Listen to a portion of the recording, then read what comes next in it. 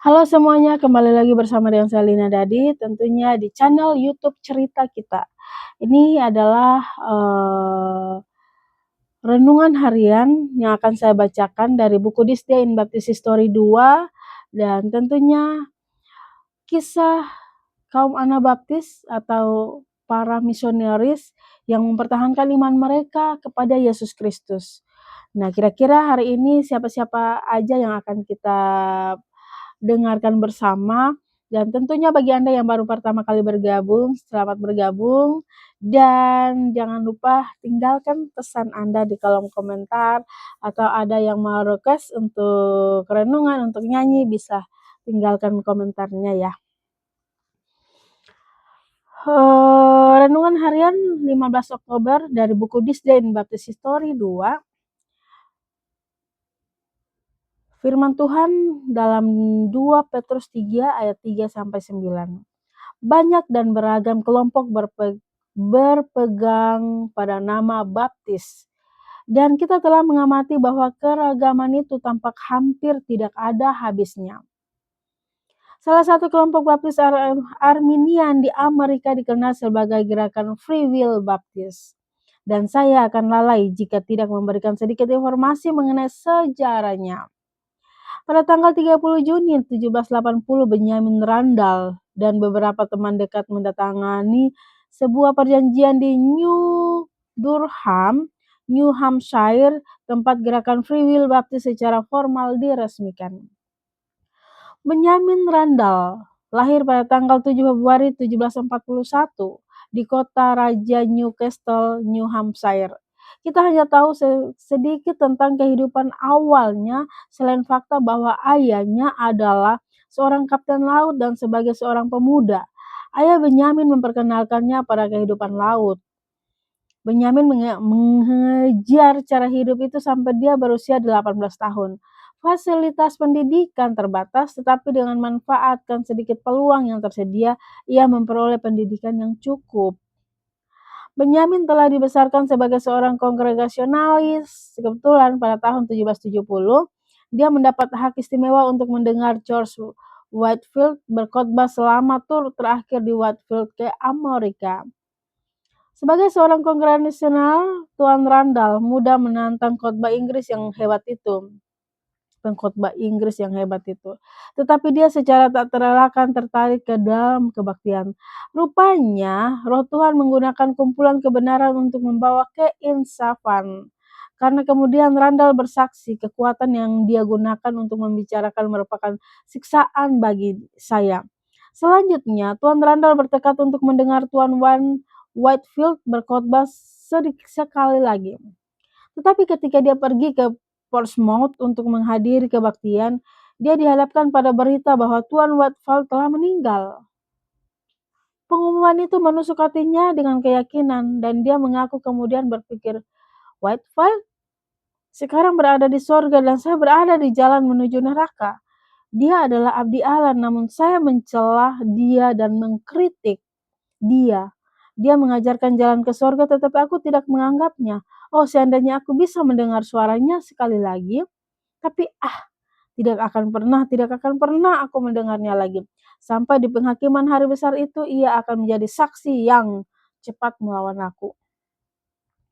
Keputusasaan mencengkram hati Randall, dan dia menyerahkan dirinya pada pengasingan dan perenungan spiritual. Saat dia merenung dalam keadaannya yang tidak bahagia, Roh Allah membawa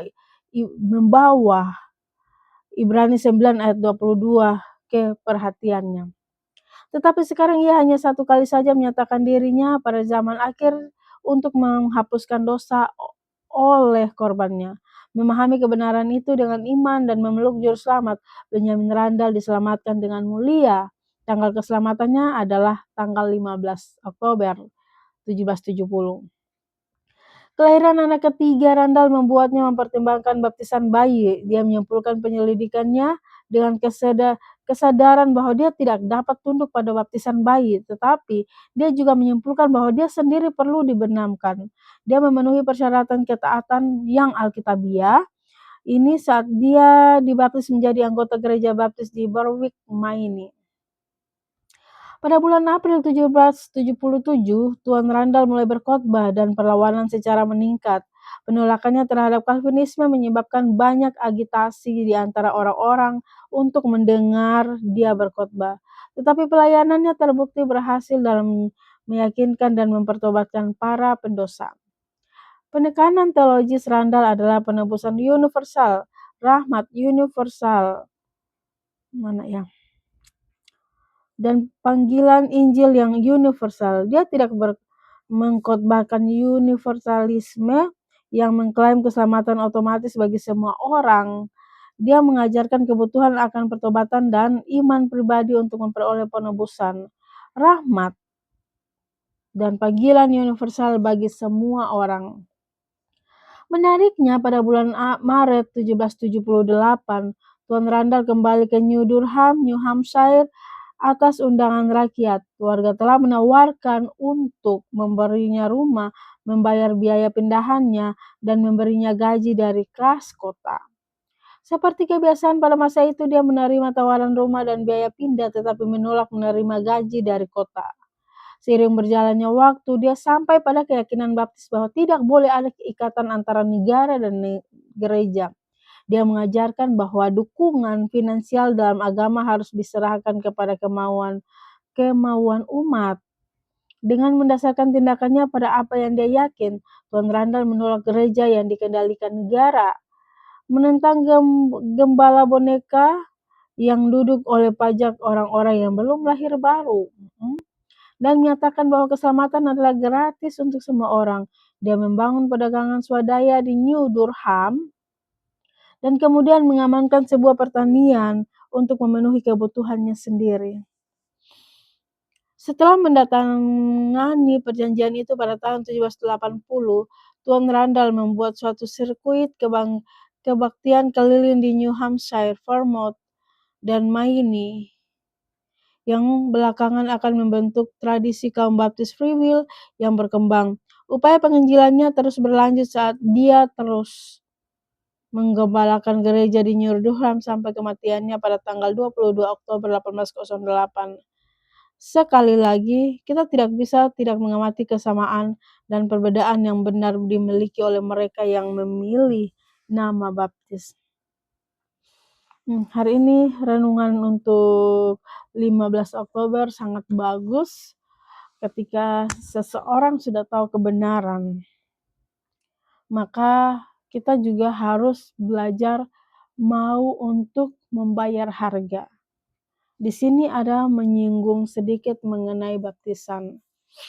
Tentu mengenai baptisan banyak sekali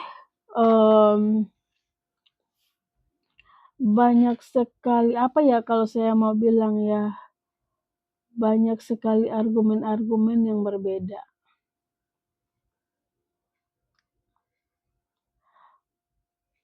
Baptisan mana yang benar itu? Kalau kita melihat dari sejarah yang barusan kita baca, setelah kita belajar Alkitab, setelah kita tahu kebenaran, salah satunya kebenaran yang kita ketahui yaitu Alkitab mengajarkan baptisan selam. Tetapi si tokoh ini di gereja lamanya itu mereka memakai baptisan bayi. Nah, bagaimana cara kita mengambil keputusan itu? Kita sudah tahu bahwa baptisan bayi itu salah, tetapi kita masih mau mengikutinya. Nah, ini adalah yang si toko yang hari ini kita baca bersama-sama, inilah yang dia mempertahankan. Saya sudah tahu kebenaran, berarti ke depannya ya yang salah itu seharusnya jangan kita pakai. Salah satunya baptisan bayi. Baptisan bayi sudah pasti itu benar-benar salah, tidak sesuai dengan Alkitab. Jadi kalau misalnya kita sudah tahu ini tidak sesuai dengan Alkitab, kenapa kita harus mempertahankan yang salah gitu? Kita belajar untuk mengikuti apa yang Tuhan mau. Seperti itu.